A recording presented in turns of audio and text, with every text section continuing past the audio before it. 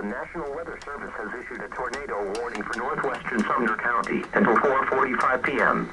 At 3:53 p.m., a severe thunderstorm capable of producing a tornado was located 9 miles east of Argonia, or 9 miles south of Conway Springs, moving northeast at 25 miles per hour. Trained spotters have reported several funnel clouds with rotating wall cloud. You can expect tornado and golf ball size hail. The warning was based on radar indications. The following impacts are expected. Flying debris will be dangerous to those caught without shelter. Mobile homes will be damaged or destroyed. Damage to roofs, windows, and vehicles will occur. Tree damage is likely.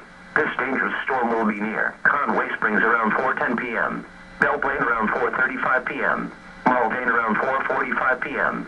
Other locations impacted by this tornadic thunderstorm include Mayfield, Riverdale, Wellington Airport, and Milan. This includes Interstate 35 between mile markers 26 and 33. Take cover now. Move to a basement or an interior room on the lowest floor of a sturdy building. Avoid windows.